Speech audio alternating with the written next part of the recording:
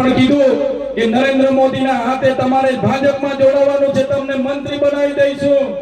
ત્યારે પણ મેં કીધું હતું તમારા મંત્રી બની જવાથી મારા બંગલા થઈ જશે, ગાડી થઈ જશે, પૈસા થઈ જશે, પ્રોપર્ટી થઈ જશે, જે પોલીસ મને એરેસ્ટ કરે છે પોલીસ સલામ કરતી થઈ જશે, પણ જે મારી માતા બહેનોના મારા પર આશીર્વાદ છે, મારા પર ભરોસો છે, મારા માટે ફુલાર લઈ આવીને મારું સ્વાગત કરે, સન્માન કરે, એ જ મારા માટે મારી મૂડી છે।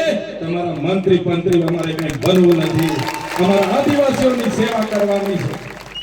ત્યારે સાથીઓ આજે હું કહેવા આવ્યો છું, ભાજપના લોકો તમે એને પૂછો કે ભાઈ કેમ ચૂંટણી લડો છો, કેમ જીતવા માંગો છો, તો એ ભાજપના નેતાઓ કહેશે એકવાર અમારો મેળ પડી જાય, અમારું 3-4 પેઢીનું અમારે કરી લેવું છે એટલે ચૂંટણી લડીએ છીએ, કહેતા છે ને લોકો।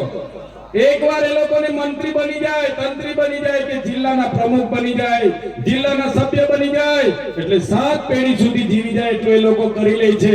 જ્યારે અમારા ઉમેદવારો જોઈ લો, અમારા બધા ઉમેદવારોને મેં પૂછ્યું કે તમે કેમ ચૂંટણી લડવા માંગો છો, અમારા ઉમેદવારોએ કીધું અમે એટલા માટે ચૂંટણી લડવા માંગીએ છીએ કે અમે સત્તામાં આવીશું અને લોકોની સેવા કરીશું, એ અમારો ધ્યેય છે। સાથીઓ આમ આદમી પાર્ટી એ આમ લોકોની પાર્ટી છે। ગુજરાતમાં 6500 ઉમેદવારો આમ આદમી પાર્ટીના લડી રહ્યા છે।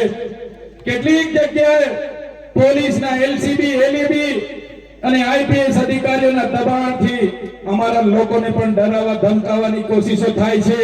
ત્યારે આ મંચ પરથી એ પોલીસ અધિકારીઓ જે પણ આ પ્રકારનું કરે છે અને જે પણ ભાજપના નેતાઓ આ પ્રકારના કરે છે એમને પણ કહીએ છીએ પોલીસ અધિકારીઓમાં જો પાણી હોય તો પોતાની વર્દી ઉતારીને ખેસ પહેરીને મેદાનમાં આવો, કેટલા બી એ હો થાય છે અમને ખબર પાડી દઈશું।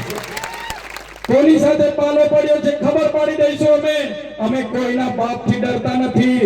ગુજરાતના હર સંઘવીને પણ કહેવા માંગીએ છીએ જે દિવસે અમારી જનતા અમારા અધિકારો માંગવા માટે બહાર નીકળશે, જે દિવસે અમારા ભાલા પાલિયા તીરકામઠા લઈને અમે ગાંધીનગર તરફ નીકળી જઈશું, તે દિવસે તમારી પોલીસ પણ તમને બચાવવા નથી રહેવાની, એ આદિવાસીનો પાવર છે।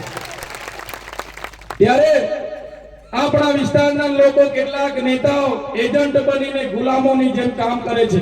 આપણા લોકોનો મત લઈને આપણા વિસ્તારની જમીન આપવા માટેના સોદા કરે છે, કરારો પર સહી કરે છે, એમઓયુ પર સહી કરે છે।